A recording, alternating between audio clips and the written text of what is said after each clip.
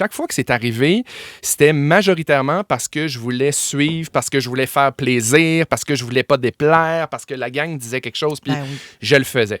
Il y a une phrase que mon père me disait quand j'étais jeune, qui m'est encore à l'intérieur de moi, me disait... Si quelqu'un va se tirer en bas du pont, tu vas-tu le faire? Ben oui. Un classique. Ouais. Avec l'amertume de mon père des années 90. Et je suis obligé de dire que peut-être oui. Je suis obligé de dire que dans certaines situations, j'ai le goût de le faire.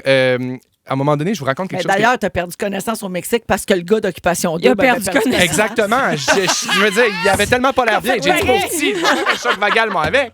Non, mais je raconte une affaire que j'ai jamais racontée. Quand j'étais jeune, j'étais en secondaire 2. À un moment donné, on était à la fin des classes, dans la dernière semaine des examens ministériels au secondaire. Puis, pour faire rire ma classe, à un moment donné, ma prof était partie, prof de géo. Et ma prof était partie. Puis, je suis allé comme en avant, puis j'ai niaisé. Puis là, il y avait genre comment on appelle ça? Voyons, un stéréo, une chaîne stéréo. Et dans ce temps-là, il faisait jouer des cassettes, tu sais, pour des examens ou pour des trucs comme ça. Puis là, j'ai comme regardé dedans, puis il y avait une cassette. Puis là, je jouais avec. Puis là, il y a un de mes amis qui me dit, mets-la dans tes poches, mets-la dans tes poches. Puis j'ai fait, ben oui, la mettre dans mes poches, ça va être drôle, je l'ai fait. T'as volé la cassette. Et le lendemain, c'est important dans l'histoire. Le lendemain, je suis convoqué au Multivox pour me faire dire, j'ai volé l'examen ministériel d'anglais. La cassette de listening. Are you serious? Fait que là, ils me disent, hey, où la cassette? Je suis comme, ben là, elle est à la maison, elle est dans mon autre pantalon parce que je me suis changé. Fait que finalement, pas de cassette, pas d'épreuve ministérielle. Puis j'ai été mis dehors du voyage à Paris que j'étais censé faire l'année d'après. Le genre de voyage là, étudiant pour aller comme ailleurs. C'est ben trop sévère. C'est rough. Je t'avoue, j'en parle. Je tourne les coins ronds parce que je suis traumatisé de cette expérience-là. Ben, on me dit que la SQ est à la porte là, pour venir t'arrêter. Mais pourquoi il avait laissé la cassette? Je suis prêt, je vais être coopératif. Prenez-moi, papa. Pourquoi il avait laissé la cassette dans le stéréo? Là, ben, c'est ma question. Ça? Moi, c'est ce que j'ai depuis c'est secondaire 2. C'est pas dans une enveloppe scellée, ça? Si c'était à refaire, je m'ostinerais plus que ça. Je suis comme, admettons, là, je suis complètement coupable d'avoir mis ça dans mes poches puis d'avoir été niaiseux puis de...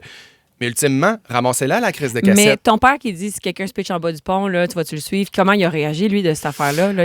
Comment ils étaient tes parents? Là? Ils m'ont envoyé à pied chez nous chercher la cassette. Je reste genre à une demi-heure à pied. Je prends l'autobus, la 131. Mon chauffeur, c'était Gino. Mon Dieu. Puis, je me suis en allé à pied pour aller chercher la cassette puis aller la chercher. Finalement, ça a été ça. L'année a fini sur les chapeaux de roue. Je suis jamais allé à Paris. Tout ça pour dire que je suis super influençable. Et puisque je parle de voyage, je parlais de Paris, là, je reviens du Mexique.